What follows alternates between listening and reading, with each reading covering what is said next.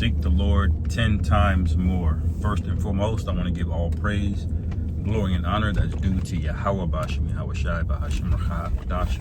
Double honor to the elders and apostles at Great Millstone who rule well. Peace and blessing to the 144,000 in the hope of elect. Shalom Barakatam. And I just titled this lesson, Seek the Lord 10 times more, because that's the spirit that we got to be in.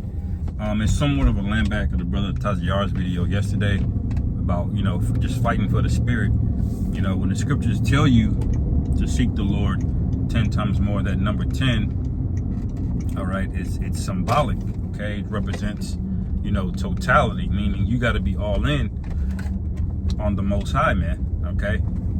And this is the traits and characteristics of a righteous man. As we know, the mark of a righteous man isn't that he lived his life perfectly and he's never made any mistakes, or he never let his flesh get the better of him. That's not what makes you righteous. It's the spirit in you that always turns back to your true power. It's the orientation of it.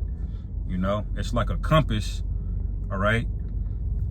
No matter which way you may turn the compass or device, the needle is going to automatically reorient itself towards the north, okay? And Yahweh Bashim, Yahweh Shai is our north, okay? It's not about the orientation of the actual compass itself. Is where is that needle designed to point to when you do turn it, even if it gets turned around a little bit and jostles a little bit, okay? And ultimately, this is why you have the phraseology in the scriptures of fighting, of war, okay? And we put it in a spiritual perspective pursuant to Ephesians 6, all right? Because that's what it is, man. You're in a fight. Satan will win. He will pick up dust or sand and throw it in your eye, okay? He'll hit you below the belt like that Johnny Cage punch, man, okay? He does the split and he hits you in the secrets, all right?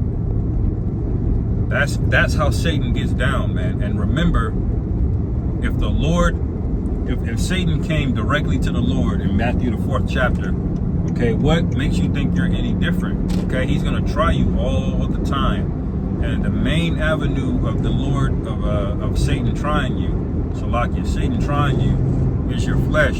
Your flesh is the soil, okay, where Satan can plant seeds, man. And so your spirit has to have control, ultimate control, all right? But Satan has a lot of avenues of attack through your flesh. That's why it's a war of flesh and blood, okay? The flesh is Satan's high ground, okay? So the more you feed your flesh, the more you're giving over to overeating, okay? Or just eating things that aren't good for you, or drinking, okay? Pursuing a lust, going after women excessively, masturbating and things of that nature. The more you give yourself over into that, the more you're feeding into Satan's territory, okay? And you want to have every advantage possible, knowing that the elect will scarcely be saved.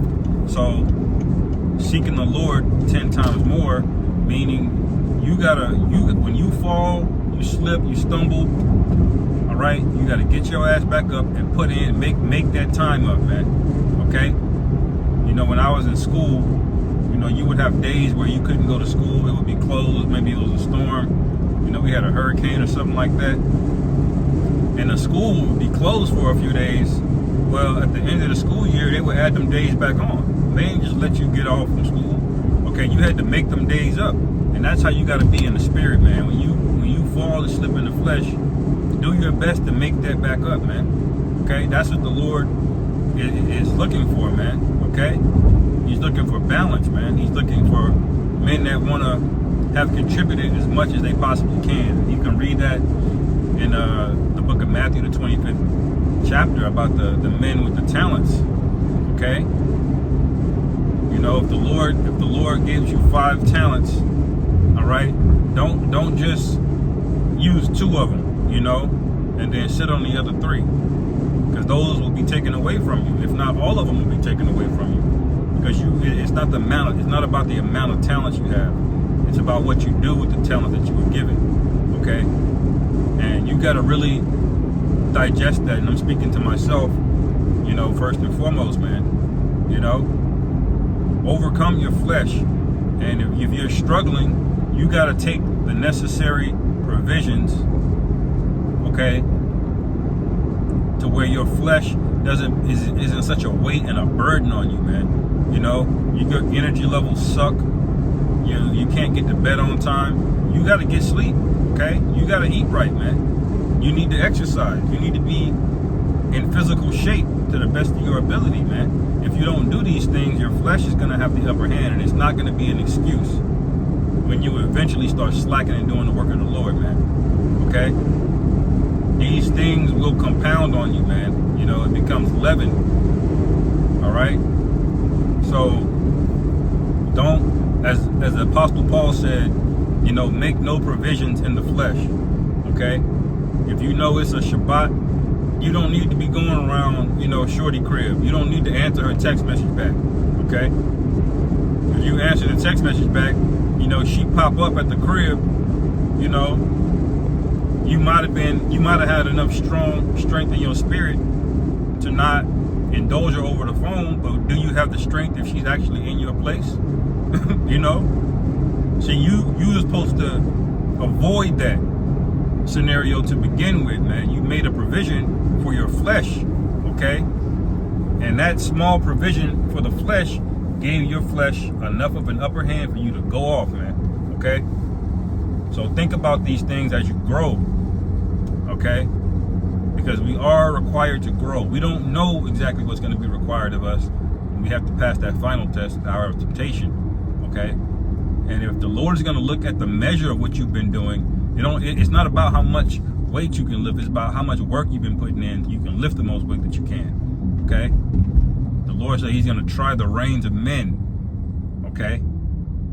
So meditate on these things and constantly grow and improve, man. Look for resources to improve, man, to study more, to take care of your physical fitness more, to do all of these things more, because these things, if you're sincere, all contribute to the body, man. Now you can be there more for brothers, man, you know?